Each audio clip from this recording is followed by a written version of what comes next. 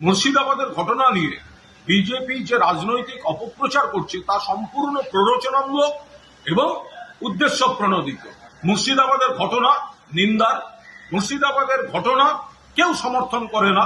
মুর্শিদাবাদের ঘটনার পর মাননীয় মুখ্যমন্ত্রী এবং পুলিশ প্রশাসন সমস্ত দায়িত্ব পালন করেছে। ক্ষতিপূরণ থেকে শুরু করে যাদের মৃত্যু হয়েছে তাদের পরিবারকে ক্ষতিপূরণ থেকে শুরু করে যাদের ক্ষতি হয়েছে, যাদের দোকানের ক্ষতি হয়েছে, সমস্ত রকম কর্তব্য প্রশাসন পালন করেছে, সরকার পালন করেছে। পাশাপাশি ধরপাকড়, গ্রেফতার সমস্তটা চলছে দোষীদের। এর পাশাপাশি একটা লার্জার কনস্পিরেসির একটা অ্যাসপেক্ট রয়েছে। কি করে বাইরের লোকেরা ঢুকলো, সীমান্তের ওপাশ থেকেও ঢুকতে পারে, এপাশ থেকে কিভাবে বাইরের লোকেরা ঢুকে পড়লো তার তদন্ত চলছে, তার সমস্ত ইঙ্গিত পাওয়া যাচ্ছে। ভালো করে মনে রাখুন, অপারেশন সিন্দুরের পর দায়িত্বশীল বিরোধীর ভূমিকা পালন করছে তৃণমূল কংগ্রেস। এখন একটি সর্বদলীয় টিম বিদেশ গিয়েছে। আমাদের সাধারণ সম্পাদক সর্বভারতীয় অভিষেক বন্দ্যোপাধ্যায় রয়েছেন।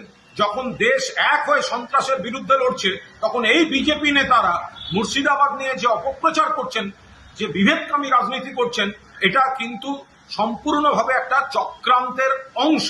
আমরা এর তীব্র বিরোধিতা করছি।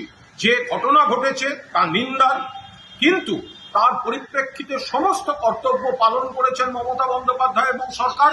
পাশাপাশি কারা কিভাবে ঘটালো, বাইরের লোকেদের কি ইনভলভমেন্ট ছিল, সেগুলো কিন্তু পুরো দস্তুর খতিয়ে দেখার পর্ব চলছে। এই সময় উদ্দেশ্য প্রণোদিত বিকৃত প্রচার পরিকল্পিত অন্য চক্রান্তের অঙ্গ।